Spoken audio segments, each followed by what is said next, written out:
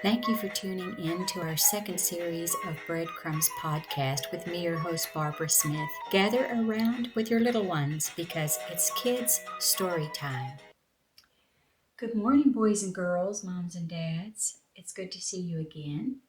I wanted to talk to you today about a school that you might not have ever been to yet.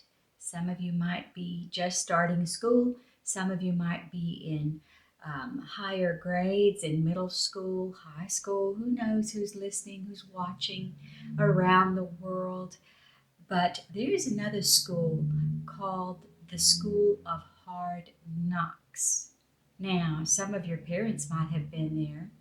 It's not a college where you can get a degree. It's not a high school where you get a diploma. And I know that some of you getting closer to high school are getting excited. And then when you get into high school, you can't wait for it to be done.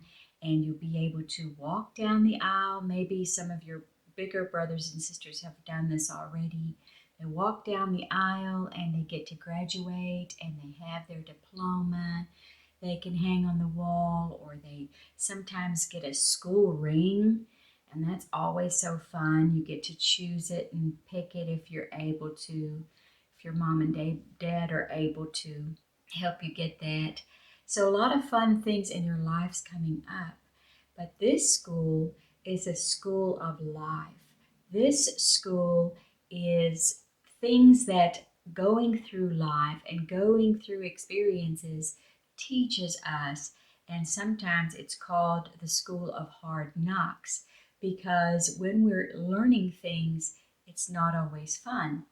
You know how that sometimes if you do wrong, even though you know to do right and you might do wrong, that means that your parents will need to discipline you. They will need to, some parents will spank you. My mom and dad did.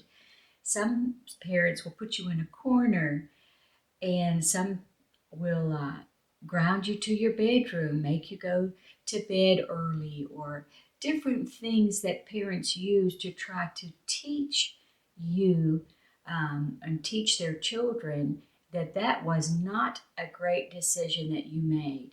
You knew the right thing to do and you chose the wrong thing. Everything we do in life is a choice. Sometimes we make the wrong choices, but then there are consequences, which means we have to pay for that wrong choice, which might be, if you're still small, that might be a spanking. But this is done because your mom and dad love you. They are trying to teach you. Now, when we get older and we grow up, we get taught things whether we want to or not, and that is from the School of Hard Knocks, where those choices that we make, if they're the wrong choices, life still teaches us those lessons, but not always a spanking.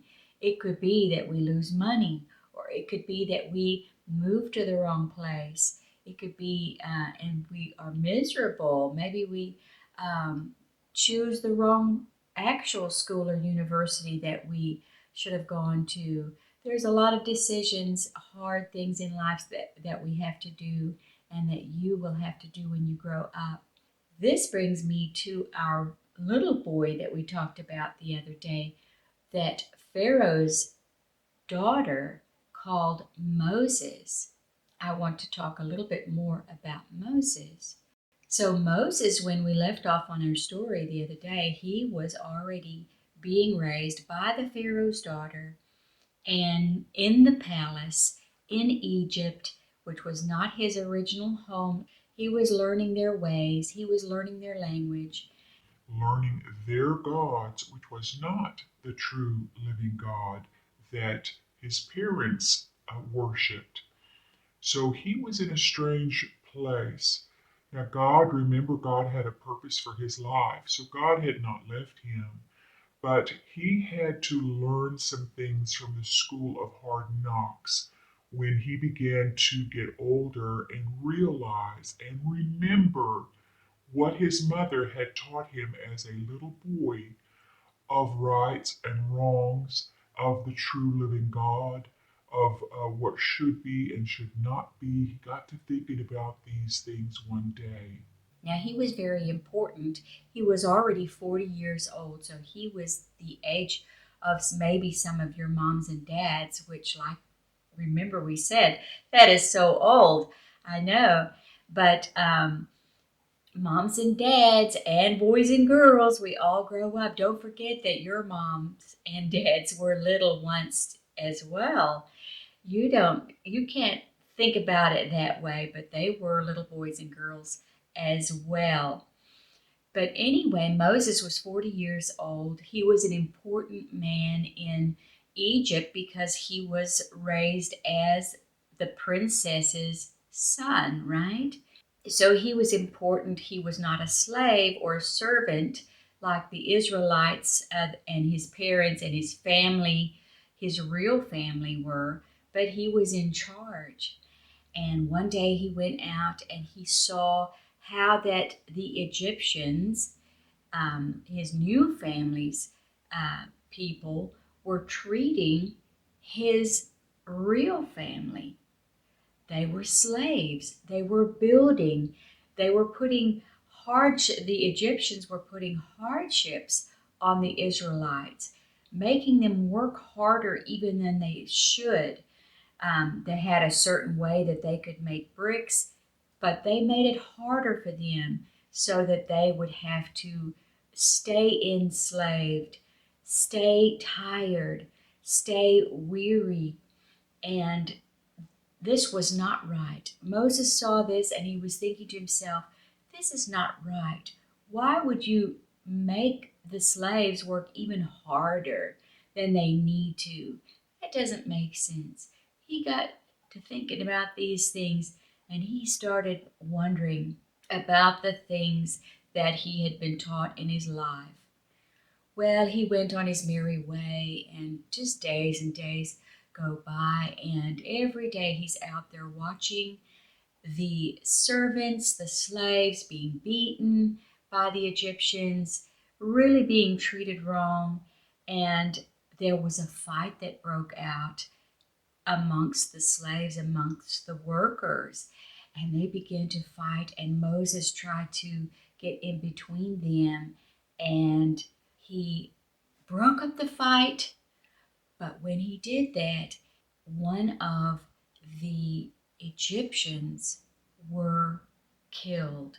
He had to cover up what he did, which was wrong. He was just trying to break up a fight. He was getting in the middle of it, and he had to cover that up, bury the one that was dead, and go on his way.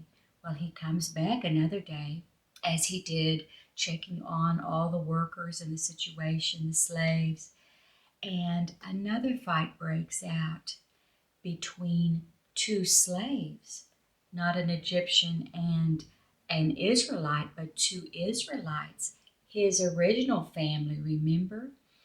And he tries to come in between the fight and break that fight up. And they were very irritated with him. And they said, what? Are you going to kill us like you killed the other man? Oh, Moses got so scared. He didn't know what to do. He panicked. And his life, his cushy life in the palace, was now found out. Everybody knew that he had killed someone. Everybody knew that he had tried to cover it up. He didn't know what to do, and so he ran away.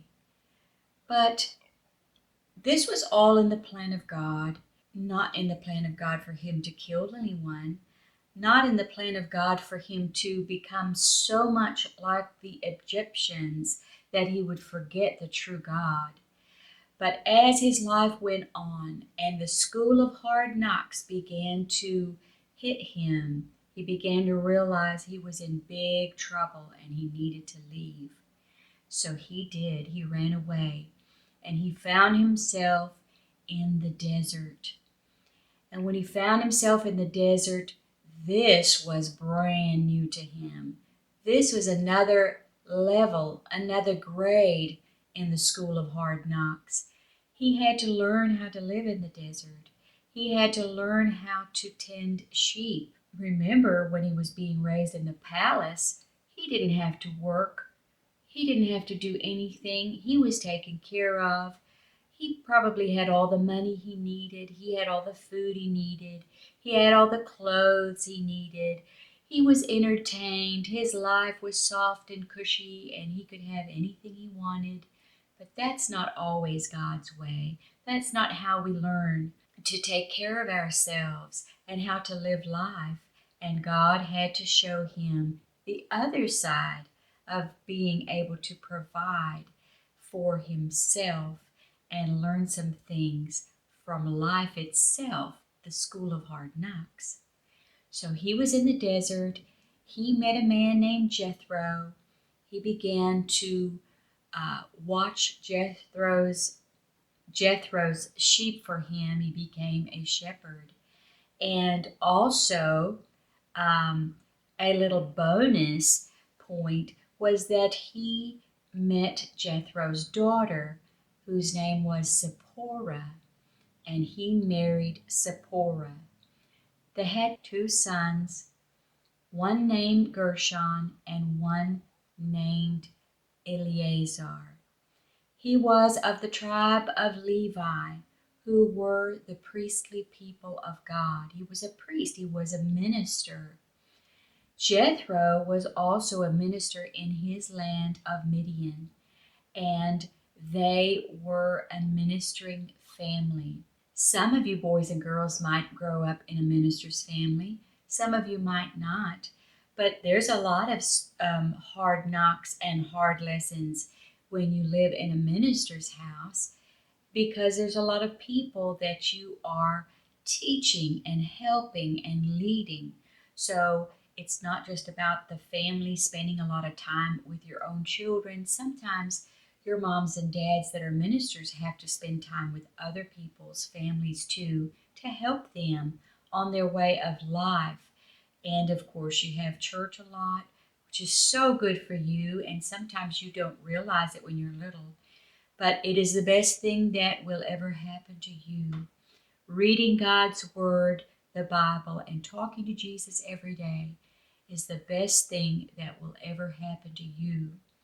Well, the school of hard knocks that Moses was in, learning how to live in the desert, learning how to watch sheep, learning how to take care of himself and his new wife and his boys.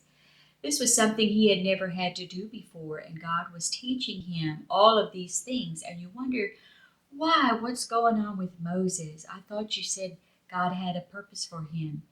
Yes, God did. And we haven't got to that point in the story yet, because he had to first go through the school of hard knocks. If you're going to lead people, being a shepherd teaches you how to lead. Leading the sheep and seeing the sheep follow you and knowing what to do and how to bring those sheep to good pastures, good grasslands, find water for them. This was all a lesson for him to learn, because of what the purpose of God was for his life in the future. And that was to lead the people of Israel out of slavery, out of Egypt. That is a huge task that God wanted him to do. He was going to do it. We'll find out about that later in a future story, but he would not have been able to do it unless he had first gone to the desert, gone through that school of hard knocks, learned these lessons of life that would make him ready to do the job God had called him to do. In addition to that, God put people in his life that were going to help him, his wife, his children, and his father-in-law. Now you ask, what in the world is a father-in-law? Well, a father-in-law is when you get older and you find a husband or wife and you marry them, then their parents become your father-in-law and mother-in-law. So it's like having another set of parents. It's not the same as your own parents. Nobody will ever be the same as your own parents, but they're extras and they can teach you so much as well because remember with Moses, his father in law Jethro lived in the desert, was not from Egypt. He lived in Midian, and Pharaoh and the Pharaoh's daughter had raised Moses in a totally different place. So he could learn, and he did learn things from them. But when he met Jethro, Jethro taught him about how to lead the sheep and how to lead people. He learned a lot in the desert, and by the time God called him for the task that he was preparing him for, that purpose that he had in life, he was already 80 years old. Can you believe that? He was already 80 years old. He had gone through so many lessons in Egypt in the first 40 years of his life. Then he spent 40 more years in the desert learning other things from the school of hard knocks of life.